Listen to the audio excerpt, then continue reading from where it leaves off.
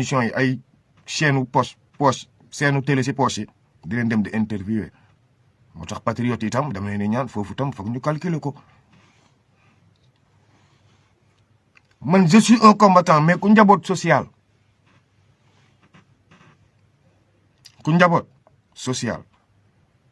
je suis un grand combattant nag mais dama uuf samay élèves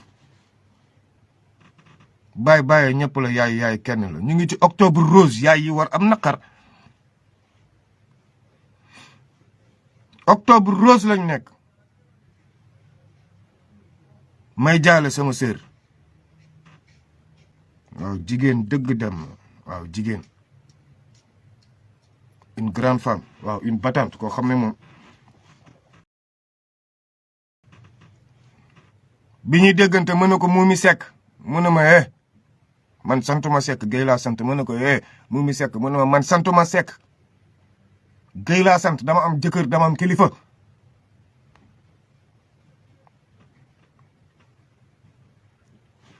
mais c'est dommage man Ousmane Sonko ma ñor sa jëkkër déggantewuñu xaw ma du ma ko tudd c'est pas son temps mais si gil ndigaale ñi mu metti ñëpp si gil ndigaale famille yéen waa presse ak ñun artistes yi si gil ndigaale ndax code waaw code non octobre rose ndeysaan foog jigéen ñi faju ji yéen ñi am 39 ans et demi commencé leen dem bindu ci hôpitaux yi état foog mu jël loolu en charge yéen ñii am 39 ans et demi commencé leen bind si hôpitaux yi dem defi mammographie yéen ñun bu ñu xeexalee Ousmane Sonko ba pare yéen patriotes yi financer defar c'est bien beau mais est-ce que duñu jël ay machine mammographie yu bëri yónnee ko Sénégal est-ce que duñu jël ay scanners yu bëri yónnee ko Sénégal pour ñi nga xam dañu am cancer du sein pour ñi nga xam dañuy am cancer utérus ay feebar la yoo xam mu ngi ci àdduna kenn mënu ko éviter.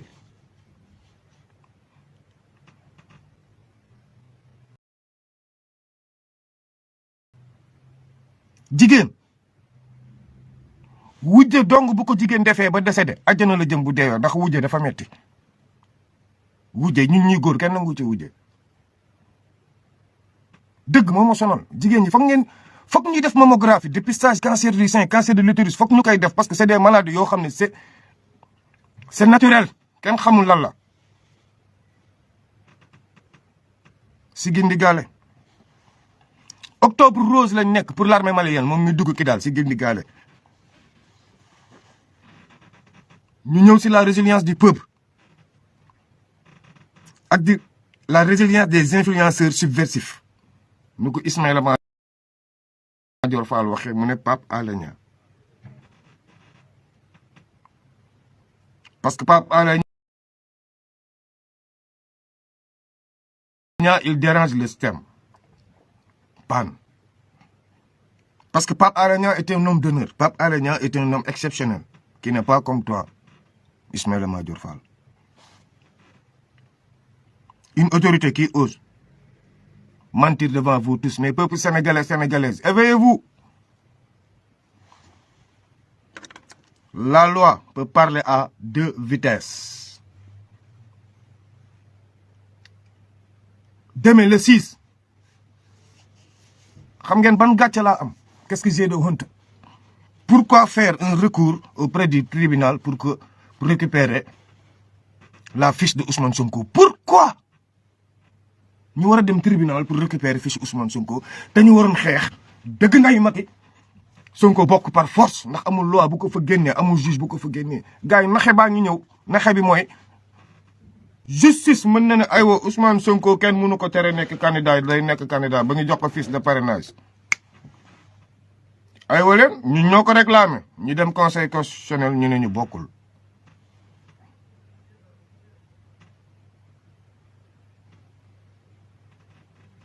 sotti glace tuur safara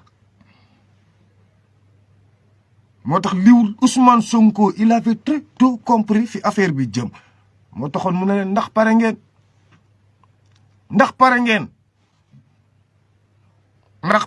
ngeen ne ko waaw mu ne leen résilience mooy endurance force résistance mooy résilience bu la passé si résistance laa leen defal live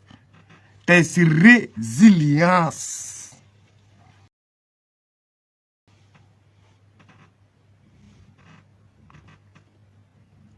xam nga nit boo koy jàngal xeex foog nga wax ko lan lay xeex li muy xeex lan la ak fan la xeexam tollu dëgg nday ma ki jot na. La résilience est un phénomène psychologique qui consiste pour un individu affecté par un traumatisme à prendre acte de l'événement traumatique de manière à ne pas ou plus vivre le malheur et à se reconstruire d'une façon socialement acceptable loolu résilience maanaam résilience xam nga yéen lan la leen Macky def nii moo tax ñu ne leen c'est là vous êtes dans la résilience actuellement. Majhemout Diop bi ñu tasee partem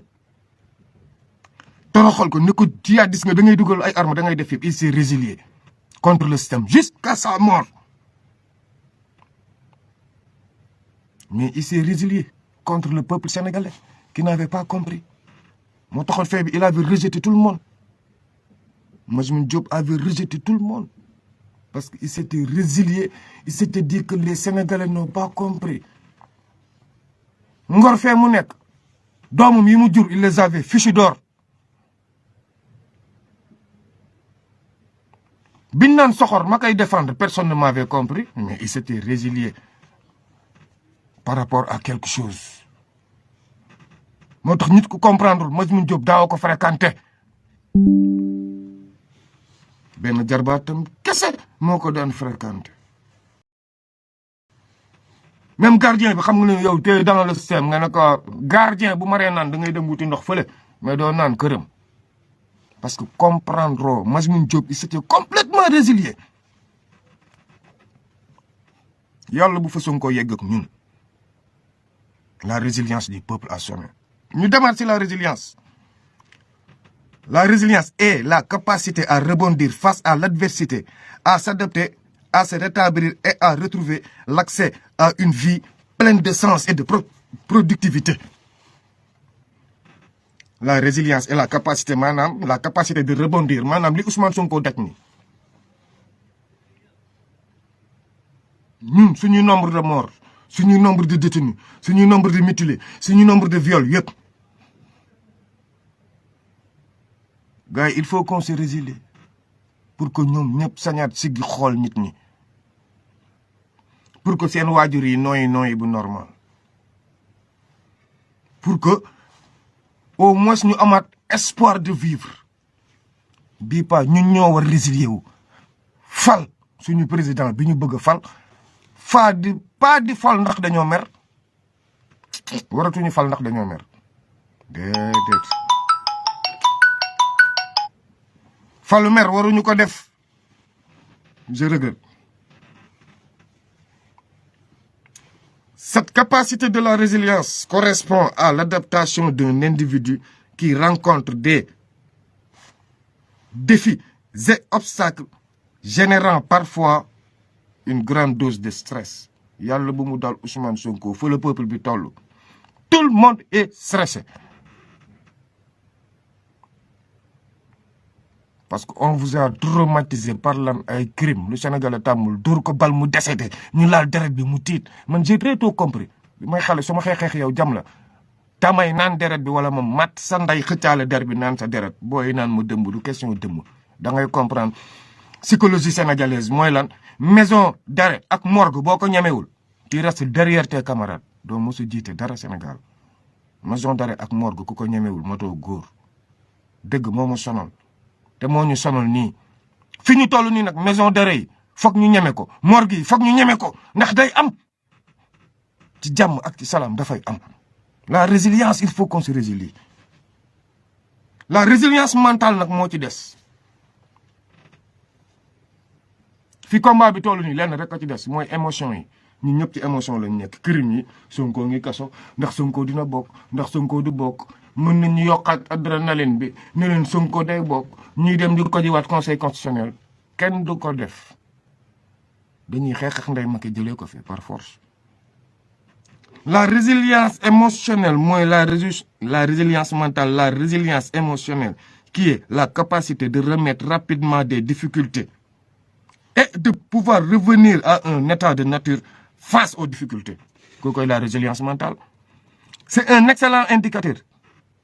de l'intelligence émotionnelle ainsi qu'un différentiel pour produire la résilience organisationnelle. C'est ça qui nous manque. L'organisation pour combattre ce système. L'organisation pour combattre ce gouvernement de Macky Sall.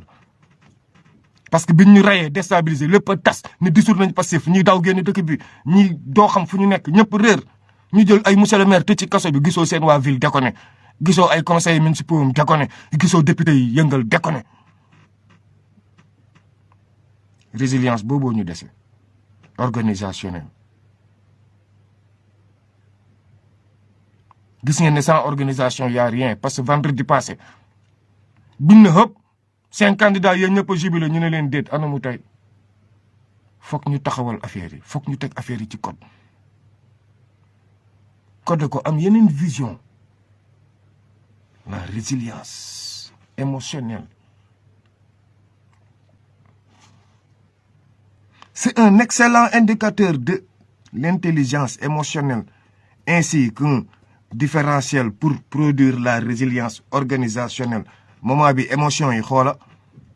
depuis mois de juin aspiré nañ émotion yi ba pare nous sommes juin juillet août septembre octobre lañ dugg 5e mois bi war nañu changer code combat bi organiser ko pour pouvoir combattre normalement. Vous m'avez compris, non? Ça, c'est la résilience émotionnelle. Gay, bëgg xeex bañ xeex bëre leen góor ñi bëre leenoo ay waay bëre leen góor ñi.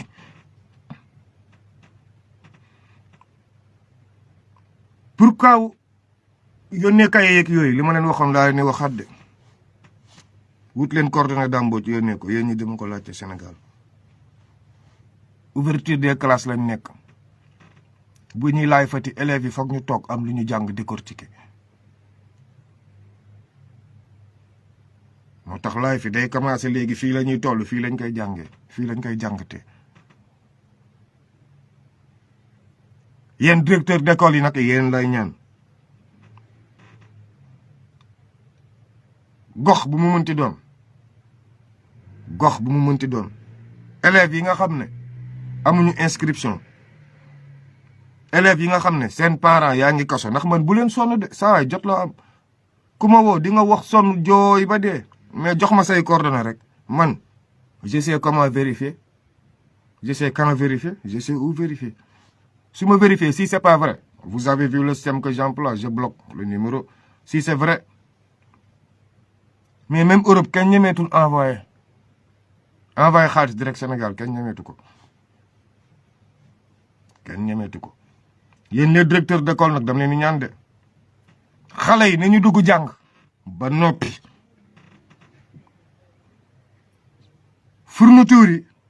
fourniture yi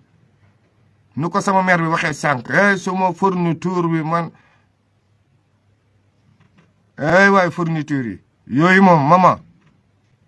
li ma leen wax laa leen ni waxaat li ci Sonko mënoon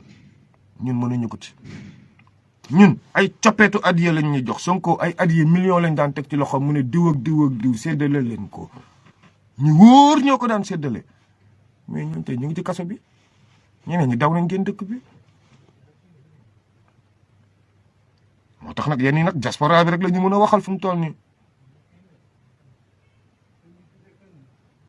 man directeur d'école bu ma passe ay liste parents d'élèves bu ma contrôler ko.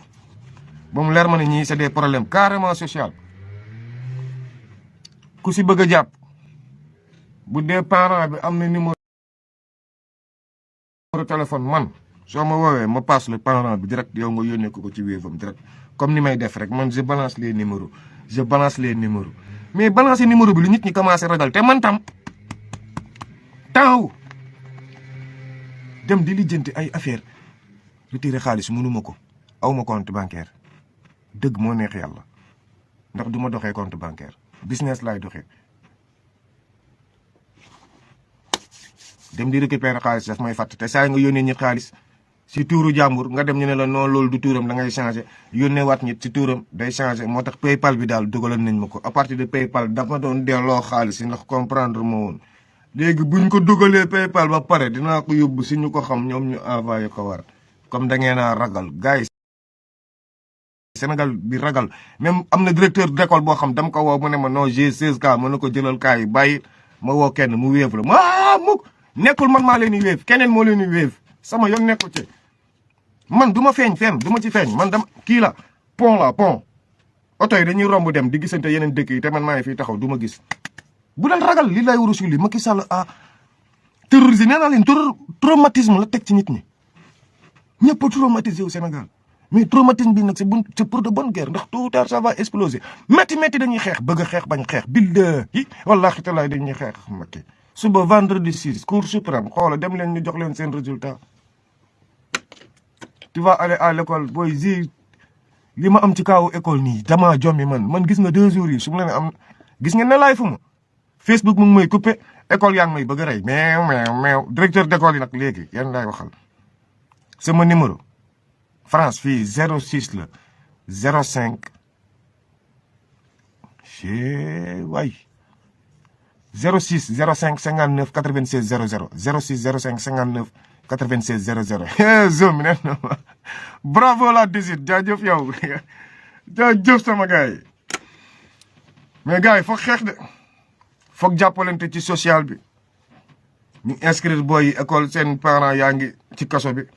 Ousmane Sonko mu ngi ci biir moment yi du ma leen nëbb xam nga nag lan lay ragal ñu dem di leen interviewer ñu naan dañ jàpp seen papa pour ay manifestation tëj leen léegi mu ngi nii seen doom jàngiwuñu seen doom amuñu fourniture loolu si defetu xeex la bokk ñooñu bu ñu meree wala influenceurs yi jàpp leen ba tappe seen bopp yi mën nañu gis leneen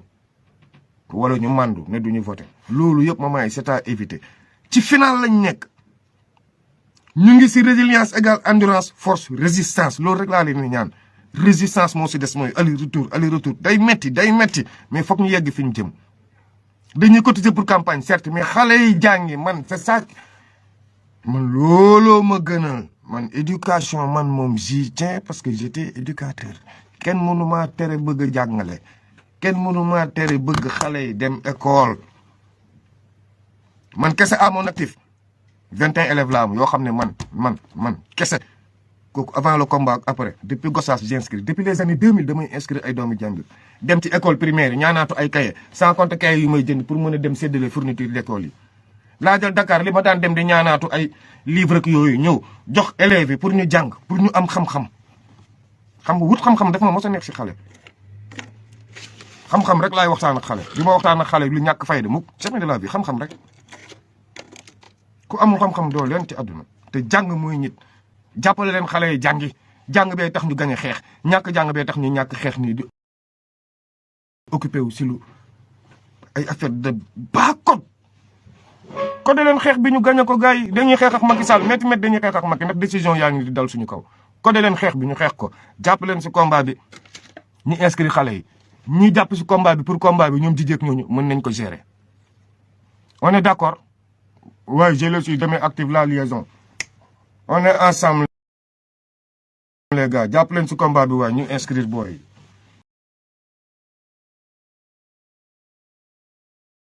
bilaay seen baay yaa ngi ci kaso bi man moom yaa yee ma sonal ñaari fan yi moom je suis complètement stressé ndax les mamans là papa jàpp leen ci combat bi ngir yàlla jigéen dafa gaaw a stressé jigéen dafa gaaw a paniqué bu tolloo fii doomam bëgg def li te ciy soxla jàppale leen gars yi ñu jàppale gars yi yéen directeur d'école yi yéen laay waxal jël leen xale yi jàng jël leen ma fiche yi jël leen ma nombre yi ma wutal leen ay parrain léegi ma yónnee leen ñoo xam ne dinañ leen parrainer école inscription xale yeeg inscription xale yeeg seen fourniture d'école yi ak seen tenue yi ñuy ñaw moo tax ren mu ñàng ci man am na ñu ma daan inscrire 6000 xam nga ren lu ñu ma wax 11000 te commencé naa ko départ naa ko bu yàgg bay daw ak moom 06 05 59 96 00 jàpp leen si combat bi PayPal Cheikh Diallo ngeen di bind ngeen envoyé ci man damay inscrire xale yi parce que dañuy xeex bi mu ngi suñu kanam.